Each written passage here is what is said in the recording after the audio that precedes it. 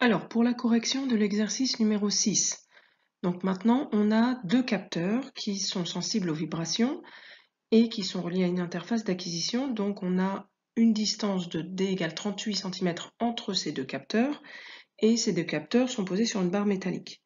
Donc on donne un coup sec sur la barre qui va donner lieu à une onde mécanique qui va se propager le long de la barre, qui est le même principe que pour les ondes sismiques en fait, et qui va donner l'enregistrement qu'on voit sur le polycopier.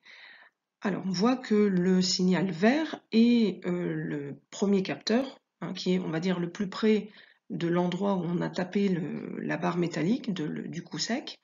Et donc, c'est le premier, le plus proche du coup, donc qui va capter en premier. Et donc, l'enregistrement démarre à partir du premier capteur.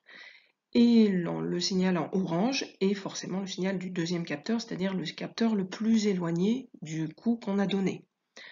Alors, pour la première question, on nous demande de mesurer le retard de l'onde entre ces deux capteurs.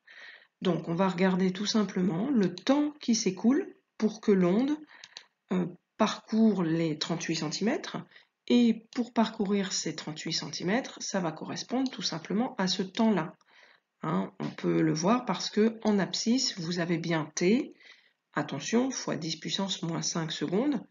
Donc, entre le moment où l'onde arrive sur le premier capteur, ici, et le moment où l'onde arrive sur le deuxième capteur, donc elle commence à capter, et ben on voit qu'on a une durée, donc un retard de 10 fois 10 puissance moins 5 secondes. Alors pour la deuxième question, on nous demande d'en déduire la célérité de l'onde dans la barre. Donc la célérité va être se calculer par une distance divisée par un temps, c'est toujours le même principe. Alors cette distance, c'est la distance entre les deux capteurs, 38 cm, et le temps, c'est le retard, c'est-à-dire le temps que va prendre l'onde pour aller du premier au deuxième capteur. Alors sa formule, ça va être V comme vitesse égale D divisé par taux. Alors je sais que dans l'exercice numéro 5, on a noté V égale lambda sur T. Alors parce que quand la distance est égale à la longueur d'onde lambda, à ce moment-là, le retard est égal à la période. Donc la formule lambda sur grand T, ça n'est que des valeurs particulières de distance et de temps, qui seraient égales à la longueur d'onde et à la période.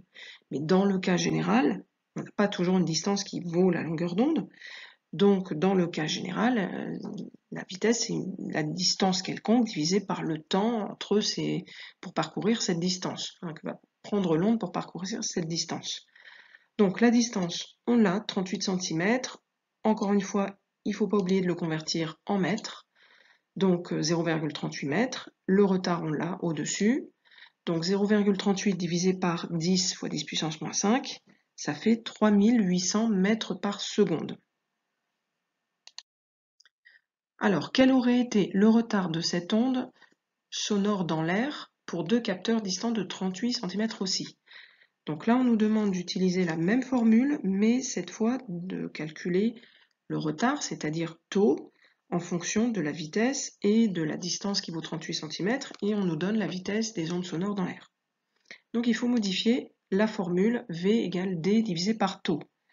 Il va falloir exprimer taux tout seul, donc il va falloir le remonter au numérateur, et pour ça passer par la formule de la distance en fait. Donc pour remonter en fait taux au numérateur, je vais multiplier de chaque côté par taux, et là ça va se supprimer. Donc vous voyez que du premier côté qui est ici, taux est bien remonté en haut en fait, au numérateur.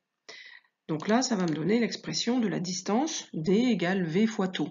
Bon, c'est pas du tout ce que je veux, hein, moi la distance je l'ai, mais je dois passer entre guillemets par cette formule.